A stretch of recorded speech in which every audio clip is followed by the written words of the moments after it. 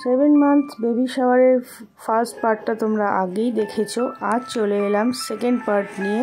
তো চলো আমার সাথে তোমরা কন্টিনিউ করো।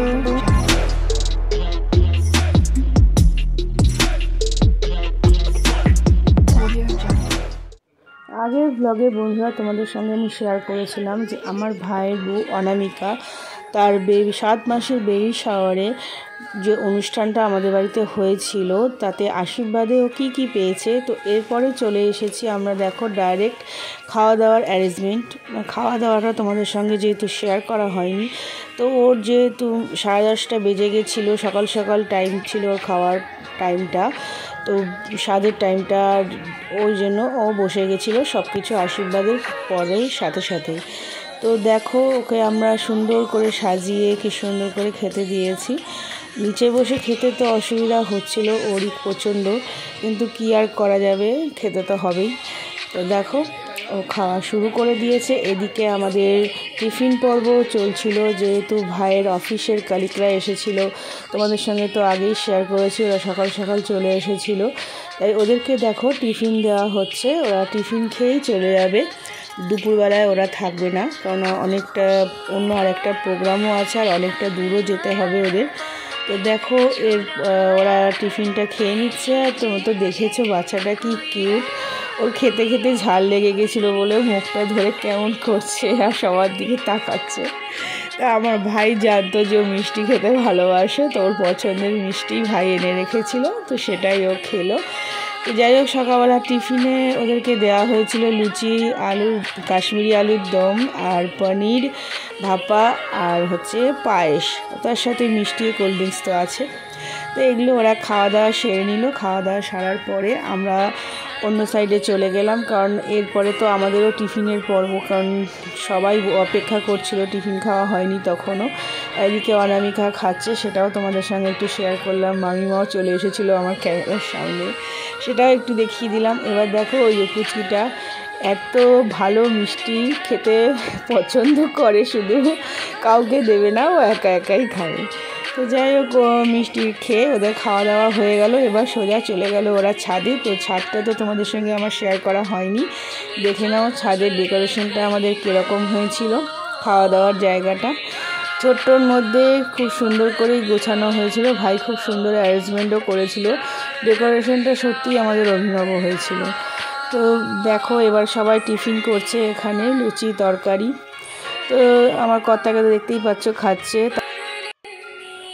এরপরে আমিও চলে এলাম লুচি তরকারি নিয়ে, একটু তোমাদের সঙ্গে শেয়ার করলাম যে আমিও খাচ্ছি, খুব খিদে পেয়ে গেছিলো। তখন প্রায় 11টা বাজে। তো এই টিফিন হয়ে যাওয়ার পরে ওনারা বেরিয়ে গেলেন, তো আমার ভাই গেল এগিয়ে দিতে। দেখো দূরে দেখতেই পাচ্ছ ওরা গাড়িতে করে বেরিয়ে যাচ্ছে। গাড়িটা পার্কিং করেছিল আমাদের মাঠের, বাড়ির সামনে মাঠ আছে সেই মাঠে। তো এরপরে দুপুরের রান্নার অ্যারেঞ্জমেন্ট দেখো, মাসিরা রান্না তো শুরু করে দিয়েছে জোর কদমে দুপুরের রান্না। তো দেখো পাবদা মাছ, বাঁধাকপি দিয়ে মাছের মাথা, মুগের ডাল, আলুর চিপস, মানে এলাহি ব্যাপারই ছিল, অনেক কিছু আইটেমই ছিল। তো সেটা মেনুটা তোমাদের সঙ্গে পরে শেয়ার করছি। এখন দেখো আমার মাসির মেয়ে চলে এসেছে, ও দমদমে বাড়ি। ও একটু দেরি হলো আসতে বলে ও সেকেন্ড টাইমে ও আবার সুন্দর করে অনামিকাকে একটা শাড়ির ওপরে ও যা যা ফল এনেছিল, 7 রকমের ফল, 7 রকমের মিষ্টি দিয়ে ও আর ওর হাজব্যান্ড অনামিকাকে আবার বসিয়ে সুন্দর করে ওরা আশীর্বাদ করলো। তো একটু মিষ্টিও খাইয়ে দিল, তোমরা দেখে নাও।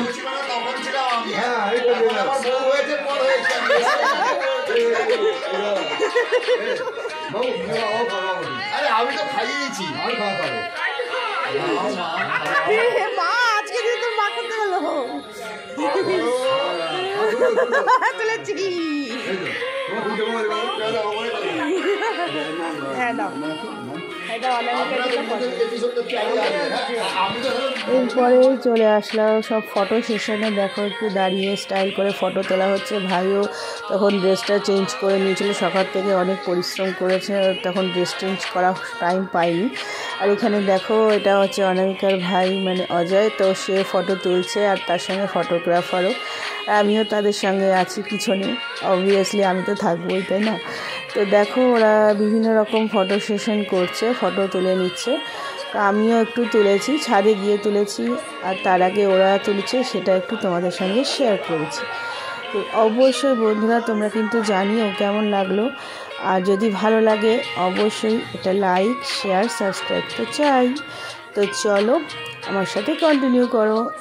এবার দেখতে পাচ্ছ যে আমার মিও আমরের প্যাকেট, এটা হচ্ছে কেক কাটা হবে এবার ছাদে। তো আমরা সবাই চলেছি ছাদে। তো দেখো এবার ছাদে ভাই আর অনামিকা দুজনে মিলে কেক কাটিং করবে। তো কেকটা দেখতেই পাচ্ছ কত সুন্দর ওয়েলকাম বেবি বলে লেখা আছে, ইয়েলো কালারের মধ্যে। দারুণ লাগলো কেকটা, খুব সুন্দর চয়েস করেছে। সব কিছু আগে থাকতেই অর্ডার দেওয়া ছিল, সাজানোই ছিল কোনটার পরে কি হবে। আমিও জানতাম না, কারণ আমার তো যাওয়াই হয়ে ওঠেনি আগে। তা আমি দেখছি আর আমার সত্যিই খুব ভালো লাগছিল। তো দেখো এবারে কেক কাটা হবে, ভাই আর অনামিকা দুজনে মিলে কেক কাটবে। তো তার জন্যই রেডি করা হচ্ছে সব কিছু। ওপরে ছাদে টেবিল রেখে তার উপরে প্লেট দিয়ে তো দেখতেই পাচ্ছ কেকটা রাখা হচ্ছে। এবারে কেক কাটিং পর্ব। তো চলো তার সাথে ফটো সেশন তো অবশ্যই দেখতে থাকো।